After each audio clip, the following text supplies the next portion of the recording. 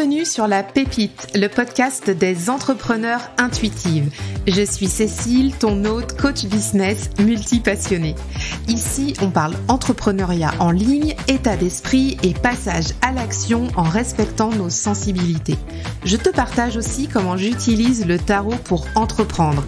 Toujours dans la bonne humeur. Mon objectif dans les épisodes est de t'aider à développer une activité pérenne qui te ressemble et qui fait sens pour toi. T'aider aussi à développer ta posture d'entrepreneur intuitive et oser enfin prendre ta place. Abonne-toi au podcast pour ne rien manquer des prochains épisodes et installe-toi cosy pour la pépite du jour. C'est parti! Bonjour et bienvenue dans ce nouvel épisode de La Pépite. Je suis ravie de vous retrouver pour cet épisode 105.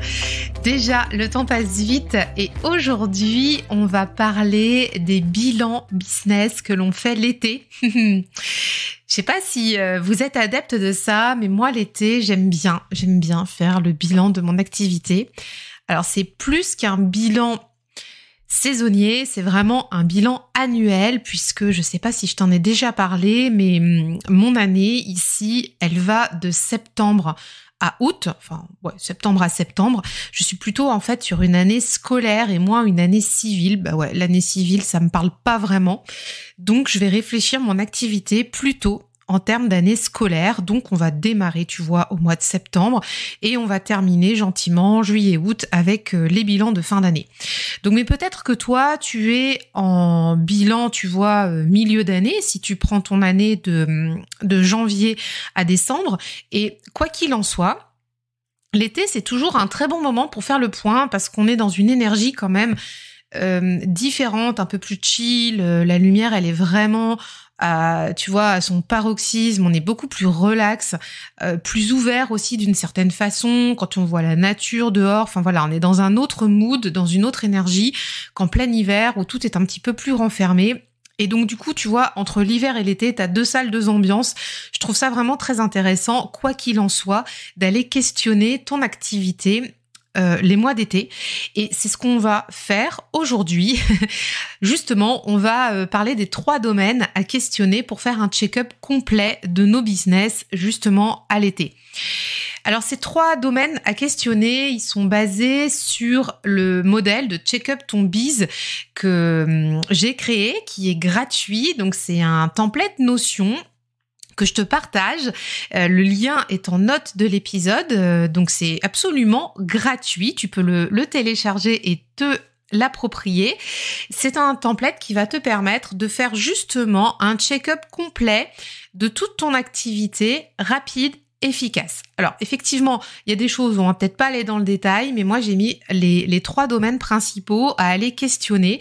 Tu peux le faire avec, tu vois, un journal, papier, crayon, ou alors même les tableaux de bord de ton activité ou autre. Je t'ai mis aussi des tirages de tarot si tu as envie de compléter, d'avoir une vue d'ensemble, d'avoir la possibilité de prendre de la hauteur justement grâce aux cartes. Tu peux aussi le faire parce qu'il y a des tirages qui sont proposés dedans. Donc tu le retrouves, c'est gratuit en note de l'épisode. Tu peux aller le télécharger quand tu veux. Et donc, dans ce template, on questionne 3 domaines et c'est de ça dont j'ai envie de te parler aujourd'hui parce que pour moi, ce sont vraiment les principaux à aller chercher. Dans tous les cas, ces 3 domaines sont intéressants à explorer, que tu sois coach, thérapeute, que tu aies une entreprise de services, de produits physiques. Bon, tu l'as compris, c'est assez simple, actionnable et je vais t'expliquer tout de suite de quoi il en retourne. Donc voilà, donc même si tu écoutes cet épisode aujourd'hui sans télécharger le template, eh bien tu pourras quand même faire ton check-up. Allez, c'est parti, on y va, on est parti. Premier domaine à questionner, c'est ta vision au niveau de ton business, au niveau de ton activité. Alors je sais, la vision, c'est un bien grand mot.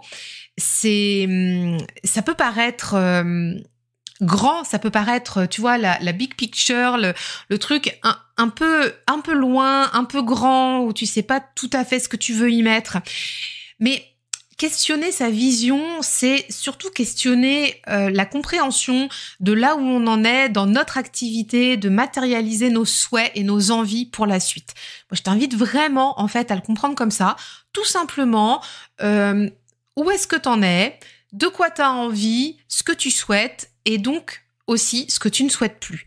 Donc, aller questionner ça, c'est se demander ce qu'on souhaite arrêter dans son activité. Tu vois, quand on fait la rétrospective des 6 derniers mois ou même de l'année qui est passée, ce qu'on souhaite réduire, ce qu'on souhaite maintenir, ce qu'on souhaite augmenter et ce qu'on souhaite lancer.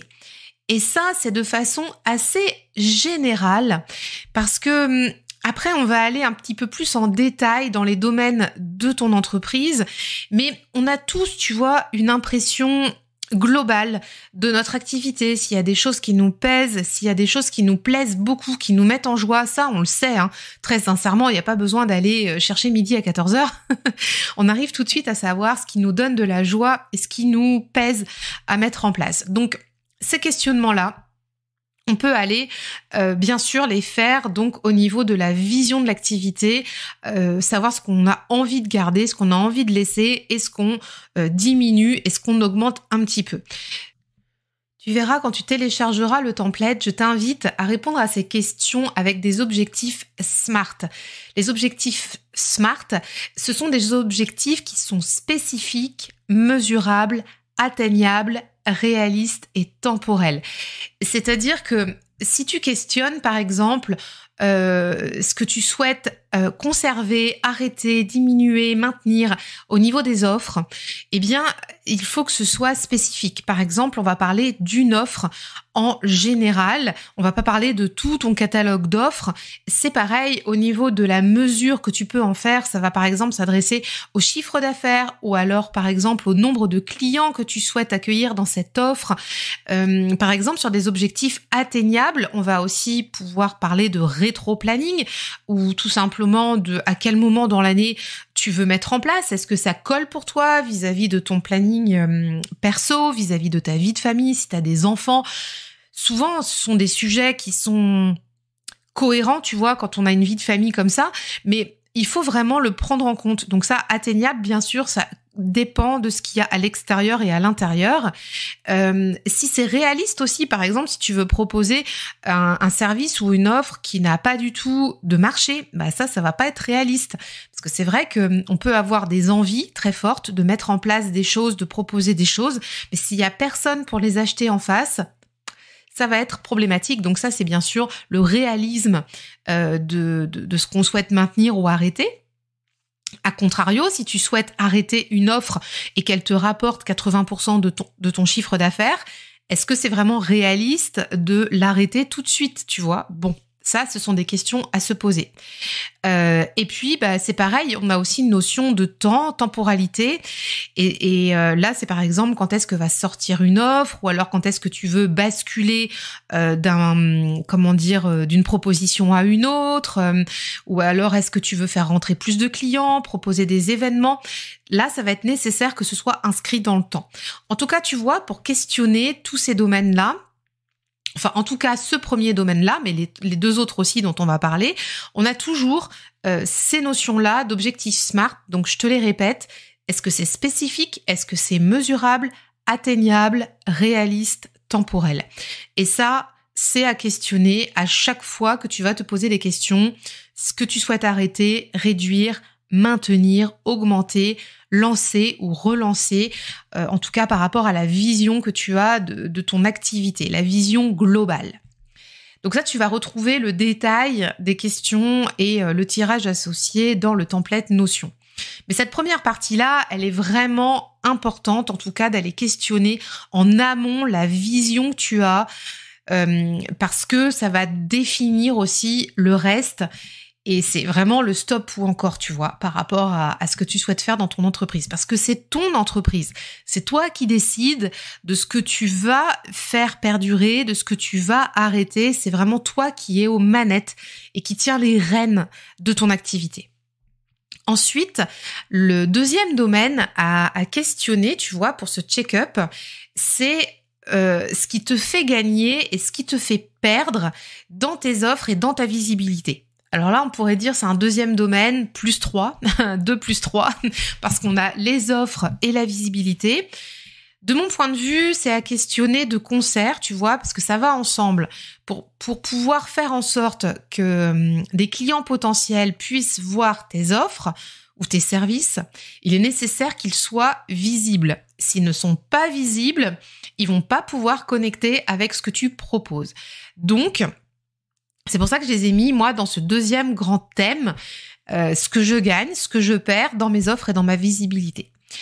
Mais tu vois, la question ici qu'on va se poser, ça va être vraiment une idée de ratio, des 20-80, des 80-20, comme tu veux. Qu'est-ce qui te fait perdre? Qu'est-ce qui te fait gagner? Et là, on va aller questionner le gain et la perte au niveau du temps et de l'argent.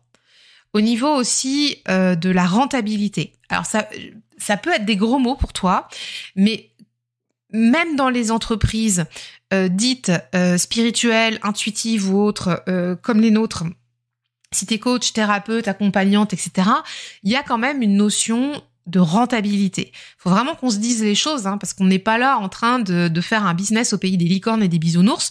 Ce serait vraiment bien, ce serait vraiment chouette. Mais si tu passes, par exemple, 80% de ton temps à faire des actions qui te ramènent 20% seulement de résultats, là, très clairement, je vais te dire franchement, il va falloir se poser les bonnes questions.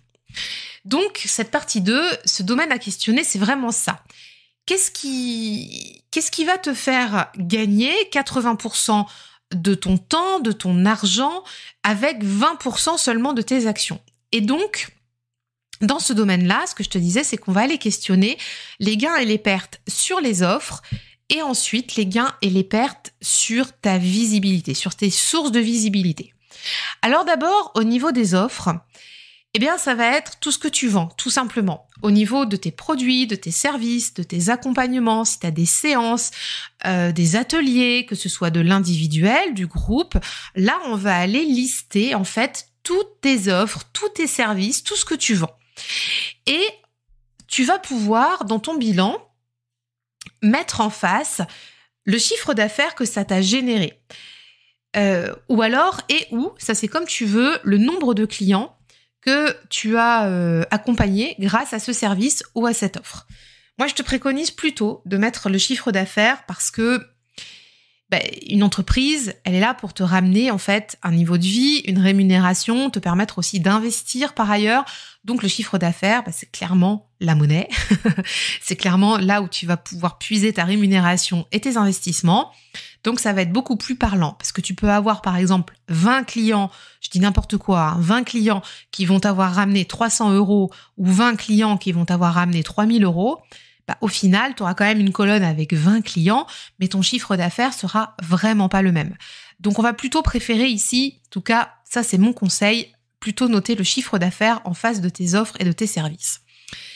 Et je t'invite aussi, là, pareil, dans ton tableau, à noter à côté si tu conserves, si tu supprimes. En regardant, en fait, ce qui t'a rapporté 80% de ton chiffre d'affaires. Tu vas entourer 3 offres maximum, 3 services maximum qui sont les grosses locomotives de ton activité. Celles qui te font vivre, celles qui te ramènent le plus de chiffre d'affaires.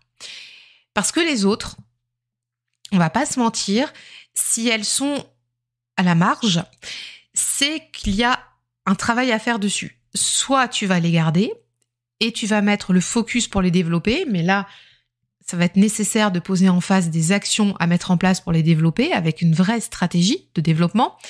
Soit tu vas te dire, je vais les réduire. Par exemple, un accompagnement qui te rapporte pas beaucoup de chiffre d'affaires, tu l'aimes beaucoup cet accompagnement, tu souhaites le garder, mais peut-être tu vas en proposer, 5 au lieu de 10 parce que c'est pas l'accompagnement qui va te faire gagner le plus de chiffre d'affaires pour laisser la place finalement à un autre accompagnement qui va te ramener davantage de chiffre d'affaires qui lui est beaucoup plus rentable. Tu vois l'idée? Donc ici, tu vas lister tes offres avec le chiffre d'affaires généré en face, tu vas entourer 3 offres ou 3 services ou 3 accompagnements maximum qui vont te rapporter le plus de chiffre d'affaires et tu vas, pour le reste, décider, en tout cas pour tout même, au final, décider ce que tu conserves, ce que tu supprimes, ce que tu modifies. Et ce qui va être intéressant de voir là aussi, c'est comment tu te sens avec ça, tu vois. Est-ce que tu te sens vibrer par rapport à ce que tu décides de mettre de côté ou est-ce que tu décides de conserver? S'il y a un petit truc qui est trigger là, c'est que c'est peut-être pas la bonne décision, quelle qu'elle soit. S'il y a un truc où tu te sens pas aligné, si tu te sens mal à l'aise ou si tu gardes une offre par défaut par exemple parce que tu l'aimes plus mais c'est celle qui va te rapporter le plus de chiffre d'affaires, je t'invite à vraiment te poser les bonnes questions. Et peut-être à couper un peu la poire en deux, tu vois, dans ton bilan, et noter à côté, ok, cette offre-là, je constate qu'elle me rapporte la plus grande partie de mon chiffre d'affaires, mais par contre, j'aimerais bien l'arrêter. Ou j'aimerais bien la faire évoluer. Et là, c'est pareil, toujours un objectif SMART. Je t'invite vraiment à mettre un objectif temporel en face et à te dire à quel moment il faut que ça change. Et donc, quelque part, hop, on va faire un rétro-planning et on va dire qu'est-ce que je vais mettre en place dès maintenant pour qu'à l'échéance que je me suis donnée, ce soit en train de changer et je puisse switcher avec autre chose. A contrario, c'est pareil, si tu as une offre ou un service que tu aimes beaucoup, mais qui ne te rapporte pas le chiffre d'affaires espéré, mais tu as envie vraiment de miser dessus, tu sais que c'est quelque chose qui est attendu par tes clients potentiels, et c'est pareil, mettre une date, mettre des objectifs, mettre en face vraiment des choses concrètes que tu vas pouvoir mettre en place et définir tout un plan d'action entre les deux, entre maintenant et entre la date future que tu as posée, la date à laquelle tu souhaites que ça change. Et dans le template Notion, ce que je te propose aussi, c'est de tirer une carte de tarot pour chaque offre ou service et de voir aussi avec la décision que tu as posée, comment tu te sens avec ça, si tu choisis de conserver, supprimer ou modifier. Avec cette carte, de pouvoir affiner ton ressenti, de pouvoir te dire « Ah ouais, tiens, j'avais peut-être pas vu cet aspect-là de cette offre-là » ou « Moi, je me sens un petit peu découragée » ou alors au contraire, je me sens complètement on fire avec cette offre et ça va t'aider à poser des mots peut-être, certainement même sur des émotions et aussi t'aider peut-être à avoir un autre regard, à poser d'autres mots-clés que tu n'aurais peut-être pas identifiés comme ça, juste en remplissant le tableau. Voilà pourquoi je te propose aussi d'utiliser les cartes pour faire ce bilan. Et donc, là, on l'a fait pour les offres. Je t'invite aussi très clairement à le faire pour tes sources de visibilité parce que c'est ce qui va être primordial pour faire connaître ce que tu vends et te faire connaître toi, ta patte, tu vois. Quand on est entrepreneur intuitif, quand on travaille avec l'humain, on a besoin aussi que les gens connectent avec notre énergie, avec qui on est, et toutes ces sources de visibilité sont vraiment essentielles à ça. Alors dans les sources de visibilité, il n'y a pas que Instagram, hein. On s'entend bien, attention, je te vois venir, j'entends la petite ritournelle Instagram. Non, il n'y a pas que Instagram. Il y a bien sûr tous les réseaux sociaux, donc tu peux considérer Facebook, LinkedIn, je sais pas si tu es sur TikTok peut-être, YouTube, si tu as une chaîne, tu fais vraiment le tour. Pinterest aussi, pourquoi pas, si tu as un compte Pinterest, fais le tour de ce qui est mis à ta disposition en termes de réseaux sociaux. Et les sources de visibilité ne sont pas que les réseaux sociaux, j'y tiens. Tu as aussi les réseaux présentiels, les réseaux d'entrepreneurs, peut-être par chez toi, les réseaux, locaux. Tu peux aussi avoir tout simplement tes clients qui sont aussi un réseau, la façon dont ils te recommandent, la façon dont ils sont fidèles chez toi. Est-ce qu'ils te rachètent des accompagnements, des offres, des services? Est-ce qu'ils en ont connaissance déjà, tout simplement? Parce que si ça, ce n'est pas visible pour eux, comment est-ce visible pour les autres finalement? Est-ce que déjà tes clients, ils ont accès à ces informations-là? Il y a aussi, bien sûr, toutes les sources de référencement naturel. Si tu as un site internet, comment tu travailles tout ça? Il y a de l'événementiel aussi, si tu participes à des salons, à des congrès. Il y a vraiment de quoi faire. On a vraiment de quoi faire un 360 des sources de visibilité. Donc, s'il te plaît, par contre, mon conseil, c'est vraiment ne t'arrête pas à Instagram parce que Instagram, c'est pas une stratégie de visibilité. C'est un outil dans toute ta stratégie de visibilité, tu vois. Donc, on fait vraiment un tour à 360 de tout ce que tu utilises en visibilité dans ta stratégie. On parle ici d'humain, on parle ici d'outils, on parle aussi de techniques, de communication, mais voilà. Et puis, je te le redis, et surtout et avant tout des humains. Donc, n'oublie pas déjà tes clients, les gens à qui tu parles, ton entourage, etc.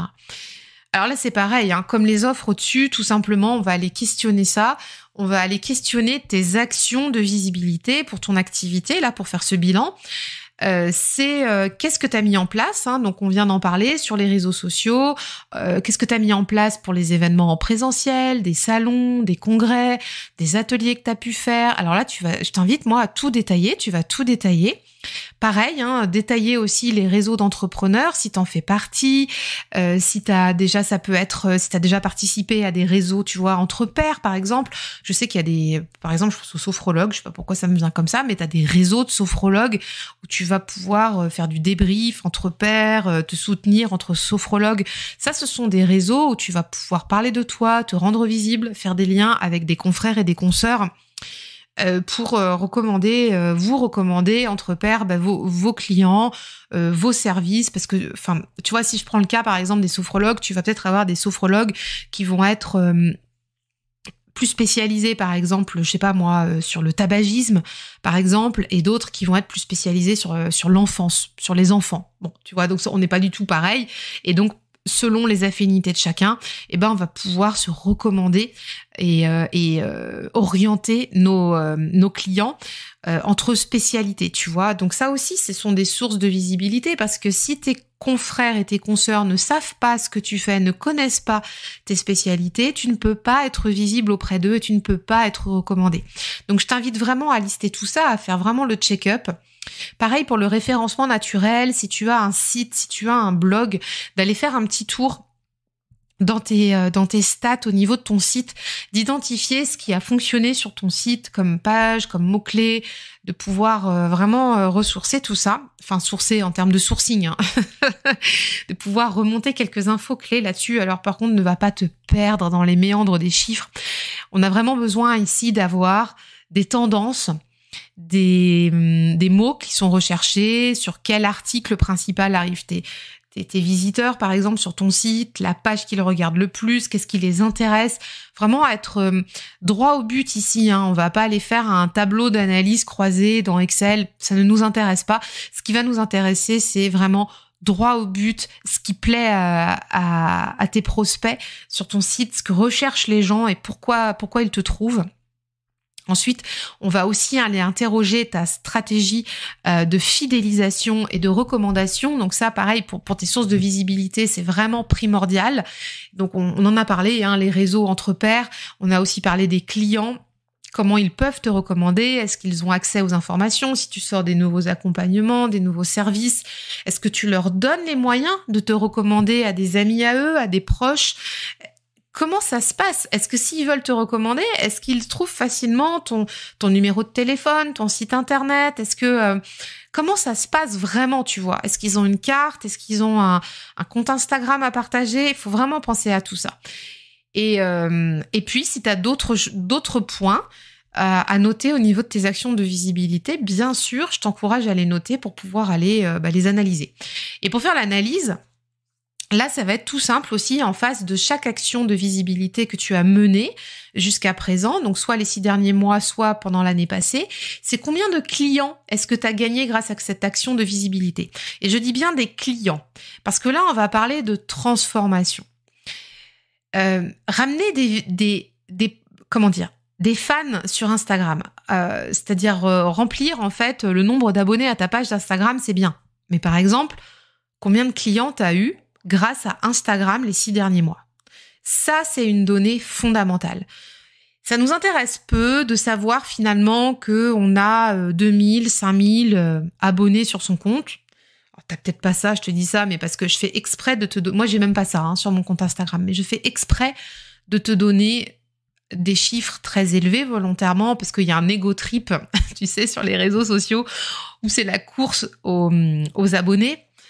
Mais très sincèrement, si tu as 5000 abonnés, par exemple, sur ton compte Instagram, et que ça t'a ramené que 2 clients en 6 mois, là, très clairement, il va falloir se poser des questions. Alors que si, par exemple, tu as 300 abonnés sur ton compte Instagram et que ça t'a ramené, je sais pas, je dis n'importe quoi, 30 clients, tu vois que le ratio, il est autre et que là, on va être beaucoup plus intéressé par avoir 30 clients sur 300 abonnés plutôt que 2 clients sur 5000 abonnés. D'accord? Donc, c'est pour ça que je parle volontairement en termes de combien de clients j'ai gagné grâce à cette action de visibilité. Donc là, c'est pareil. En face des réseaux sociaux que tu as pointés, tu mets ça. En face des événements que tu as réalisés, tu fais ça. Si tu as participé à des salons, par exemple un salon du bien-être, un salon... je pense à vous dans ma communauté. Je sais que vous êtes plusieurs à participer à des salons du bien-être, à des salons du tarot, à des salons... plein de choses comme ça. Bah, très clairement, combien de clients ça t'a ramené? Combien t'as fait de consultations après? Combien t'as fait de séances? Est-ce que t'as vendu des coachings, des accompagnements? Si c'est 0, là, faut se poser vraiment les bonnes questions parce que on ne paye pas son loyer en visibilité, on paye son loyer avec des revenus qui viennent des paiements des clients. Je suis un peu cash, hein, mais c'est vraiment ça la réalité. Donc c'est pour ça que je t'invite vraiment à noter ici combien de clients tu as gagné grâce à cette action de visibilité. Pareil pour tes réseaux d'entrepreneurs, si tu fais partie de réseaux métiers, si tu fais partie de réseaux locaux à côté de chez toi, si tu dédies du temps à des réseaux d'entreprises et qu'en fait, ça te rapporte beaucoup de clients, c'est peut-être une action à développer. Et à contrario, si ça te ramène peu de clients ou voire pas du tout, là aussi, je t'invite à te poser les bonnes questions. Donc ça peut être des réseaux qui t'aident, toi, en tant qu'entrepreneur, au niveau du soutien, au niveau du partage, tu vois, ça, c'est vraiment intéressant aussi. Donc, si c'est OK pour toi que ça te ramène pas de clients, oui, donc ça va peut-être aller dans la partie soutien, formation, etc. Mais par contre, si tu y vas pour que ça te ramène du monde, très clairement, il faut qu'à un moment donné, en face, il y ait des clients. Je te partage ça très rapidement. Moi, j'ai été pendant plusieurs années dans le réseau BNI. Le réseau BNI, c'est Business Network International. C'était un réseau dans lequel j'étais quand j'avais mon agence de communication. Et dans le réseau BNI, c'est un très, très gros ticket d'entrée à 4 chiffres pour rentrer dans le réseau. Là, tu sais que c'était sur un réseau de cooptation et de recommandation business. T'y vas pas pour enfiler des perles. Moi, si j'investissais 1200 ou 1500 euros à l'année dans ce réseau-là, c'était pour que ça me ramène des clients. Mais c'était l'objectif. A contrario, il y a d'autres réseaux professionnels dans lesquels notamment je suis encore aujourd'hui, qui sont plus, eux, des réseaux de formation entre pairs. Et là, ce que j'y attends, c'est plutôt du soutien, de la formation, de la mise à jour et moins de la clientèle. Tu vois, tu comprends la différence. Donc, c'est pour ça que je précise parce que c'est intéressant de se poser ces questions-là. Pareil, au niveau de tes clients, au niveau de la fidélisation et de la recommandation, là, c'est pareil. Je t'invite aussi à mettre des chiffres en face. Est-ce que tes clients t'ont recommandé aujourd'hui? Est-ce que tes clients t'ont ramené d'autres clients? Est-ce que tes clients ont racheté chez toi? Là, vraiment, soyons concrets parce que ça, c'est le nerf de la guerre. Les actions de visibilité, elles doivent transformer au bout d'un moment. Si elles ne transforment pas, c'est qu'il y a quelque chose qui va pas. Alors ça, après, tu pourras en tirer des conséquences dans ton bilan pour mettre en place des actions par la suite, mais c'est déjà important d'en prendre conscience. Donc ensuite, comme tout à l'heure, comme pour les offres, là je vais pas trop détailler, mais c'est le même principe que ça. Tu vas aller en fait entourer les actions de visibilité qui te rapportent 80% de tes clients acquis. S'il y en a qui te rapportent presque pas ou pas du tout de clients, ok, acte. Alors soit on diminue, soit on supprime, on change de stratégie, voilà, mais il y a quelque chose à faire. Et pour ceux qui sont vraiment, pour tes actions de visibilité qui sont vraiment tes grosses locomotives, là c'est peut-être de continuer à mettre le focus et d'être encore plus intentionnel, encore plus stratégique pour les prochains mois à venir. Et puis, comme tout à l'heure aussi, je t'invite à te questionner sur comment tu te sens avec ça, parce que vraiment, il faut que tu te sentes à l'aise. Moi, c'est pareil, hein, quand je fais des bilans comme ça, il y a des trucs, tu vois, je me sens un peu désalignée, ou alors je suis complètement full alignée avec. Et puis, d'aller tirer une carte de tarot, toujours pour compléter l'interprétation, pour compléter nos ressentis, pour compléter éventuellement une décision qu'on a prise, ça c'est hyper cool parce qu'on a un autre regard, une prise de hauteur par rapport à ça, par rapport à cette interprétation. Et enfin, le troisième domaine à questionner, c'est comment prendre action pour faire évoluer notre activité, notre entreprise vis-à-vis des 2 domaines qu'on a questionnés ci-dessus, tu vois. Et là c'est pareil, c'est-à-dire que si tu restes au stade de la réflexion, au stade du brainstorming, oui j'ai réfléchi, oui j'ai vu ci, j'ai vu ça, oui c'est bien, mais ça reste sur tes carnets, dans tes tablettes, dans ton Notion, ça n'a aucun intérêt. Tu sais, ici, on est pro-action. Tu sais que moi c'est mon dada. Je suis là vraiment pour te bouger, pour que tu puisses prendre action pour ton entreprise. Et c'est vraiment le troisième domaine, très clairement, à mettre en œuvre ici. C'est comment on fait pour prendre action. C'est les premiers petits pas qu'on va mettre en place. Donc, tout simplement, pareil, avec des objectifs SMART, on va aller questionner la mise en route. C'est tout simplement comment. Et on va questionner avec ce mot-là, comment arrêter ce qui me fait perdre du temps, ce qui me fait perdre de l'argent, ce qu'on vient de voir plus haut, et comment réduire certaines activités, comment maintenir certaines activités, comment augmenter ce qui doit être augmenté, et puis comment lancer des nouvelles choses, tu vois. En fait, tout ça, ça découle de tes analyses précédentes, mais ce troisième point, c'est d'aller encore plus dans le détail, encore plus dans la proactivité, avec des questions qui commencent par comment. Et moi, je t'ai créé justement un tirage de tarot par rapport à ça dans le programme, dans le mini-programme Check-up ton biz qui est gratuit et que tu trouves en note de l'épisode, puisque avec le tarot, tu vas pouvoir t'aider et avoir un regard neuf sur comment justement faire les choses après ce bilan, parce que on n'a pas toujours les idées très claires. Enfin, on a les idées claires pour savoir souvent ce qu'on veut et ce qu'on veut plus. Ça, c'est plutôt facile, mais après, pour aller définir comment on fait pour passer à l'action, c'est un petit peu plus délicat. Et dans le tirage de tarot que je te propose, il est associé à l'arcane sans nom, qui est l'arcane de la mort, qui est un arcane de transformation, de nettoyer le passé pour faire de la place pour ce qui doit être pour le futur. On est vraiment dans cette idée de... Après le bilan, je nettoie et je fais de la place pour le nouveau. Donc, tu verras, en fait... tu auras la possibilité d'aller questionner tout ça. Comment arrêter ce qui me fait perdre du temps, de l'argent? Comment réduire ce qui doit être réduit en termes d'offres, en termes d'action de visibilité? Comment maintenir ce qui me fait gagner du temps, de l'argent? Comment augmenter ce qui doit me permettre de gagner encore plus de temps, encore plus d'argent? Et comment lancer aussi ce qui couve, ce que j'ai en projet à mettre en place, et faire de la place dans mon entreprise pour ces projets-là. Voilà, donc tu vois, il y a pas mal de questions, mais si tu n'es pas obligé de te les poser avec le tarot, tu peux aussi te les poser comme ça. En tout cas, c'est ça le check-up du business ici, c'est un truc assez simple. Il n'y a pas de grande prise de tête au niveau des chiffres. Je vais pas te demander, moi, d'aller voir dans ton Instagram quel post a fait combien de vues et tout. En fait, là, clairement... À ce stade-là, on s'en fiche. Moi, ce qui m'intéresse, je pense que tu l'as compris, c'est que tu sois aligné avec ce qui se passe dans ton entreprise, avec ce qui se passe dans ton activité, que tu sois au clair avec ce qui te fait gagner de l'argent, ce qui te fait gagner du temps, ce qui te met la flamme, tu vois, aussi, en termes d'échange avec tes clients. Si tu es toujours amoureux de tes clients, je pense vraiment qu'on doit être amoureux de nos clients, donc...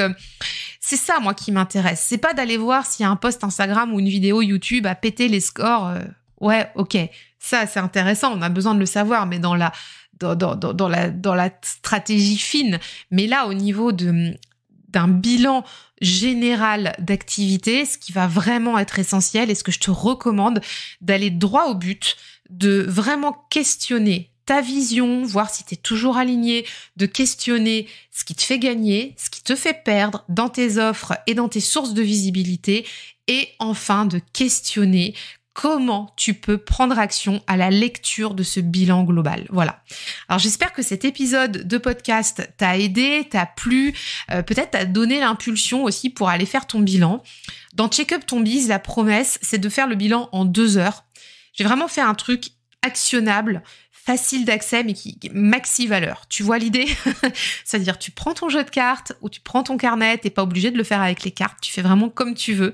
Mais en tout cas, tu vas aller remplir ton template Notion, remplir les tableaux que je t'ai préparés, faire tes tirages, etc. Tu peux aussi, comme je te le disais à l'instant, t'es pas obligé de faire les tirages, tu peux répondre comme ça, mais au moins ça te donne la carte, la photo à l'instant T de là où t'en es dans ton activité. Ça te permet de prendre les bonnes décisions alignées pour la suite de l'année, tout simplement. Et si tu le fais, je serais bien curieuse d'avoir ton retour dessus, parce que ça m'intéresse toujours de savoir où vous en êtes. par rapport à vos bilans, à vos challenges entrepreneuriaux. Et c'est pour ça aussi que je suis là, pour vous aider et vous accompagner. Si ça t'intéresse, tu peux bien sûr me partager les photos de ton bilan sur Instagram. Tu peux me taguer, donc c'est tag @lesintuitifs.fr sur Instagram.